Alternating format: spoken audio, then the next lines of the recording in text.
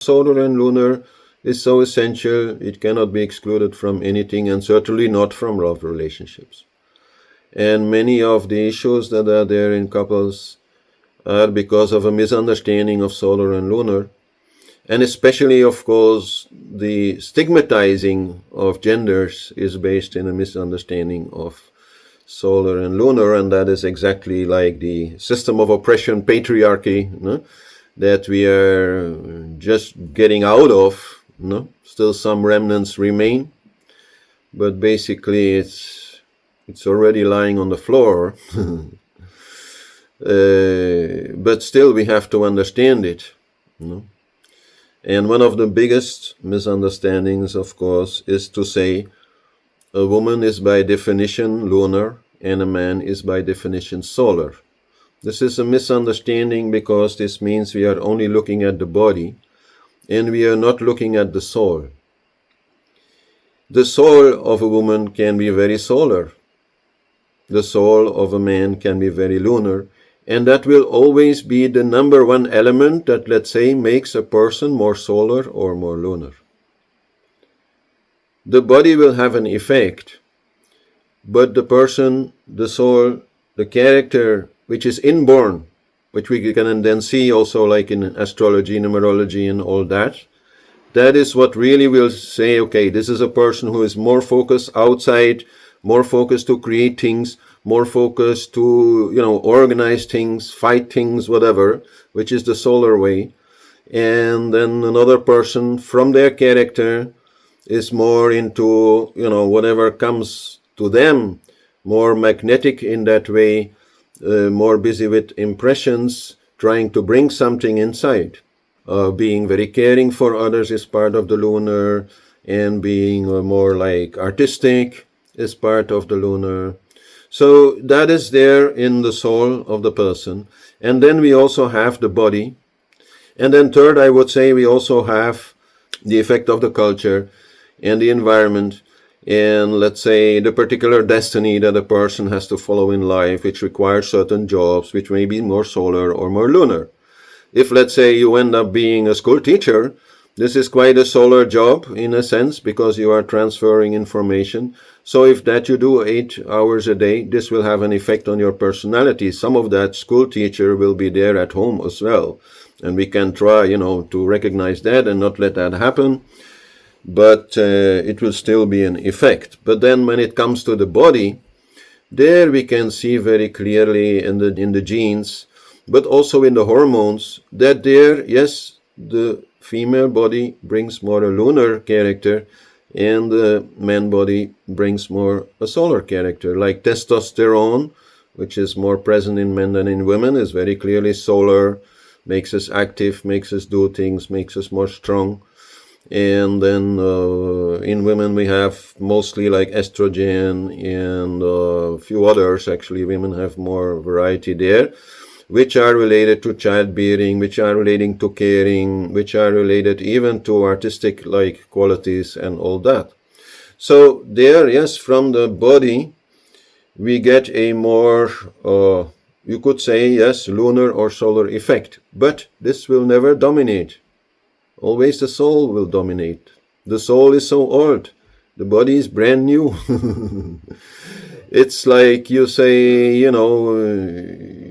it's the driver who directs the car, not the car who directs the driver.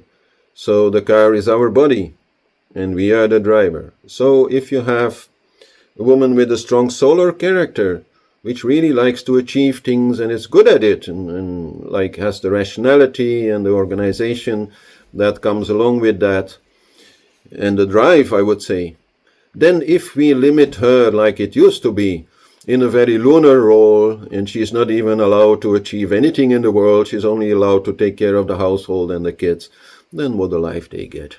Their whole life they will be so frustrated. So we can say that on average, because of the effect of the body, more women will be predominantly lunar and more men will be predominantly solar.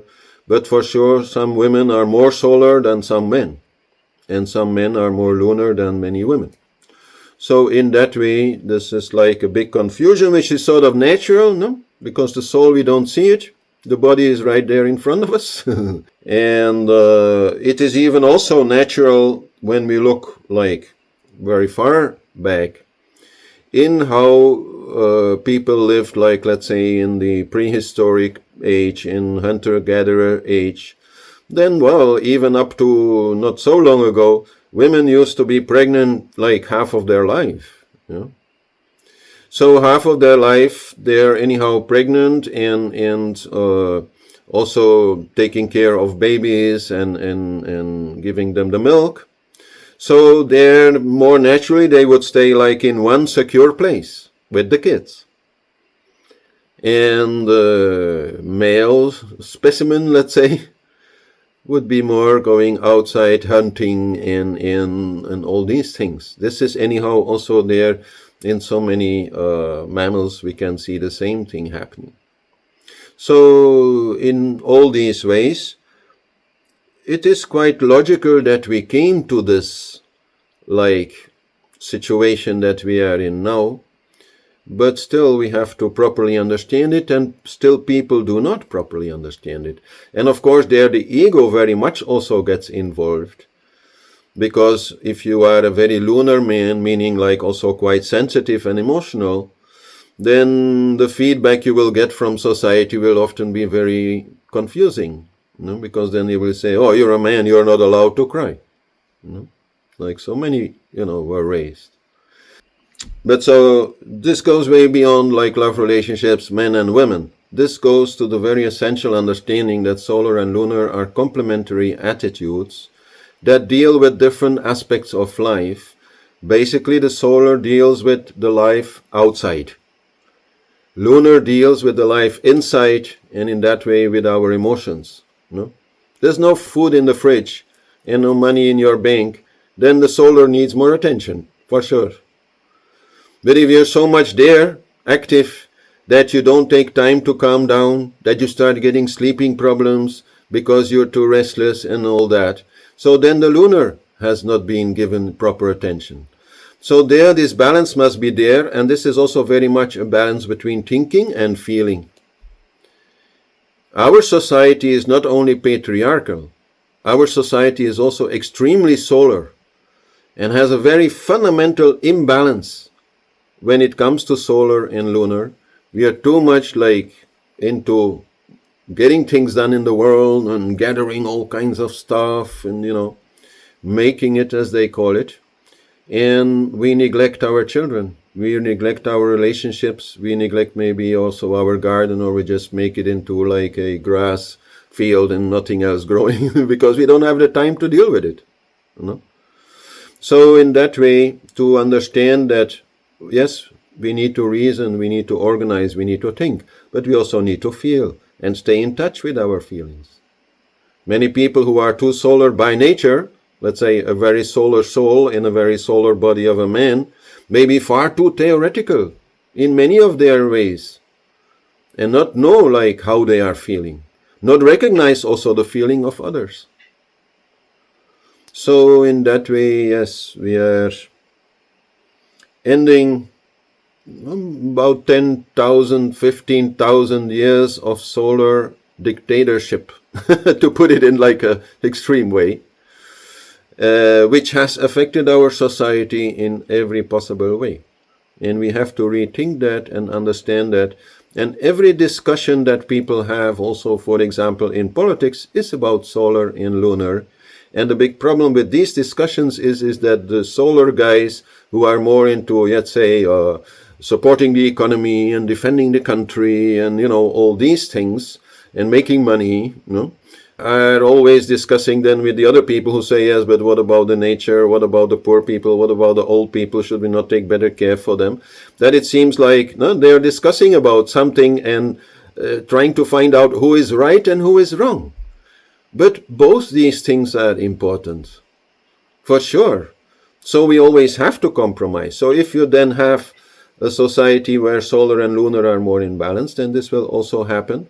And this will not be matriarchy, and this will not be patriarchy. And this will not be like a solar dictatorship, nor a lunar dictatorship.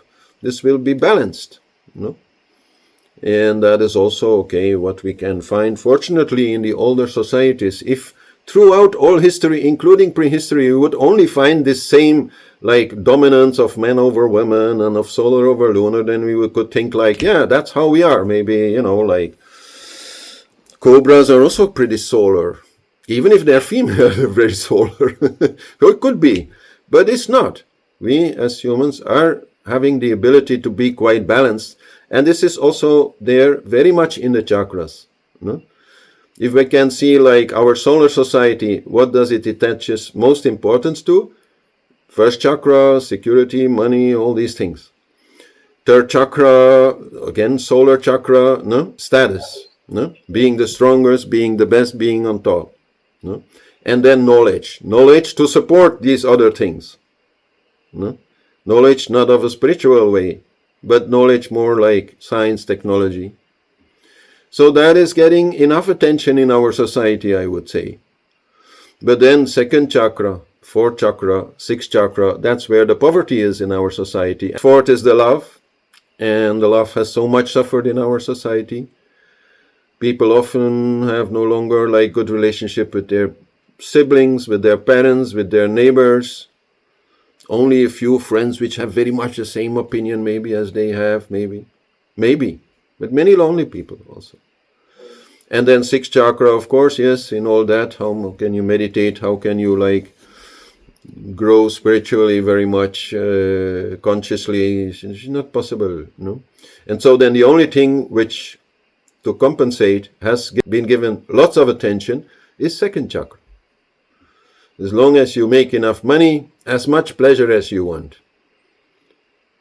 Billions of videos at your disposal to distract your mind. Supermarkets filled with riches that even kings in the Middle Ages could not have. So whatever you want on second chakra level, yes. And why is that, Bell? That's something which can be sold. So it fits in the system, in the very solar like thinking of economy. While love, you cannot sell it. We live in a very imbalanced society between solar and lunar. And let's not make it a fight between men and women. Both men and women can understand it and can live in a more balanced way. Now, some jobs clearly require a more lunar character. Like, yes, caretaker, artist, cook, decorator of the house, gardening. All these things require like this sensitivity, this little bit of calmness and slowness, which is also there in the lunar energy, because this is like on the emotional level more. And then the more practical things, fixing the roof, buying something, this is the solar thing.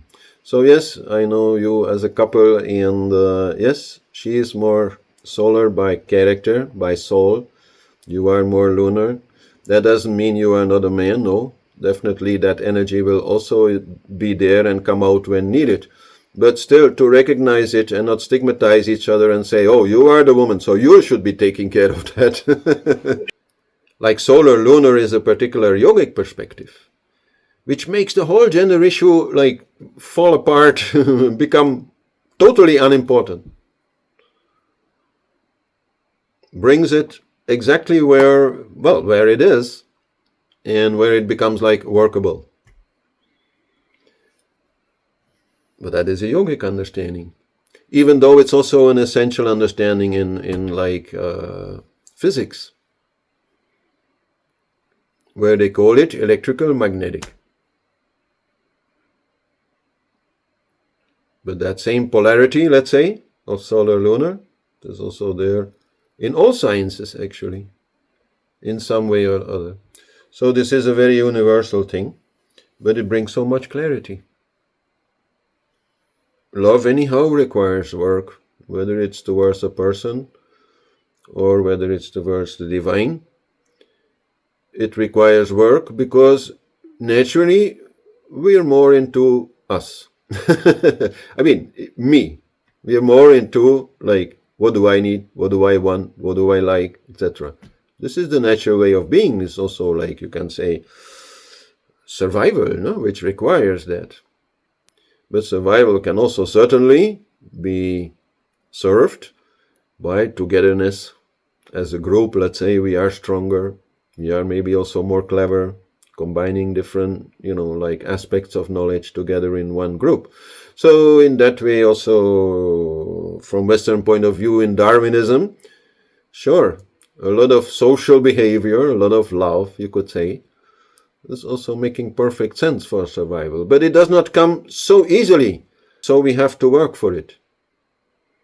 Yeah, anyhow, people need time to evolve, because the ones who are mostly living in the lower chakras, first, second, third chakra, unconditional love, this is something they cannot even understand it, let alone live it.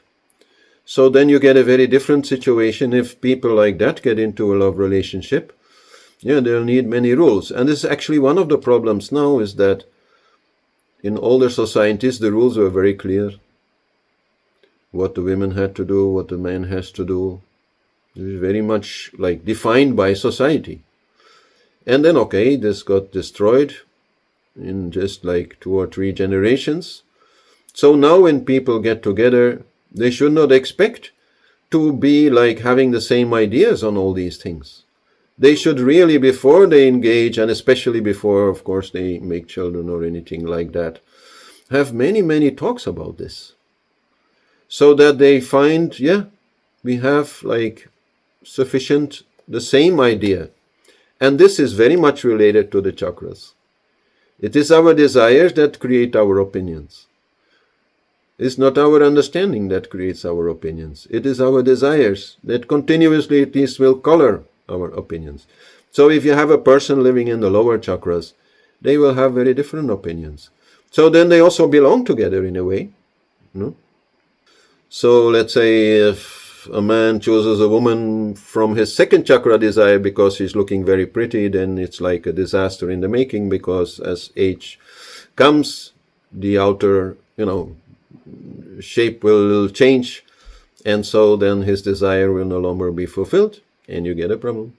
So, but that's, like only to be expected in people who only live in those lower chakras, who only have those kind of desires. Once we open the heart chakra, then really unconditional love is possible, but it still requires, of course, many things and much understanding, and much communication also, because a lot of things these days are simply miscommunication also, because there's not enough time. And lots of wrong ideas, whether old or new, still like very much affecting what is happening. And imbalance being very much there in the opinions. Like I was just finding Simone de Beauvoir, she was a very famous feminist, one of the leading like feminist philosophers. And I was so astonished what she wrote. She wrote that women should not be allowed to stay at home and take care for their kids, because if you allow them, then a majority of women will want that, and that will keep them always in a situation of inequality.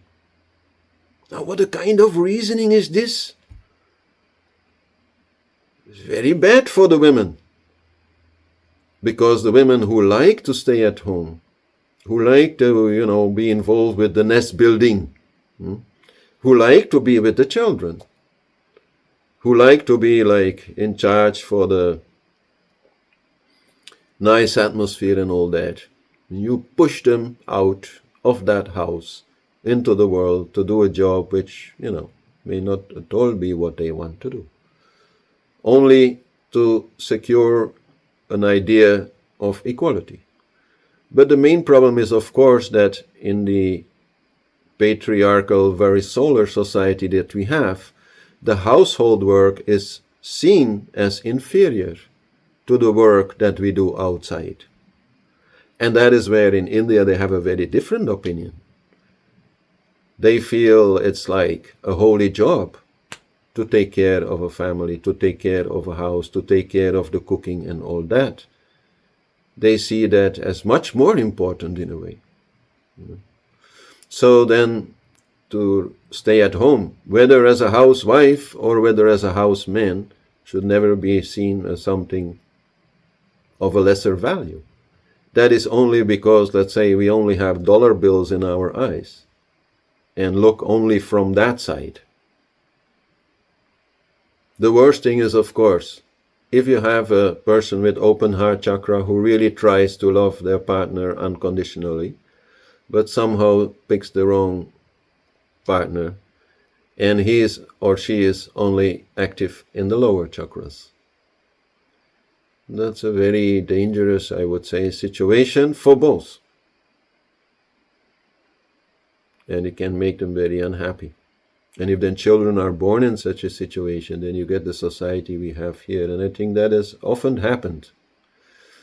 Women, anyhow, because of the more lunar hormones that they have and some other, like biological features in the body, more easily will open the heart chakra. Men, by their more solar, testosterone and all that in the body, more easily are in third chakra. And also there is again a balance, because we also need third chakra, but we also need fourth chakra. So then women more easily will come in this kind of toxic relationship where they are always giving and giving and giving, and the other one is just taking and taking and taking. And you get an imbalance. We have to become much more clever about this, even though love, essentially, we should not try to overthink it, of course, because it's a matter of the heart, it's a feeling. But still, if I look around me, and in my own life, a lot of knowledge is missing. A lot of misunderstanding especially is there. Ignorance.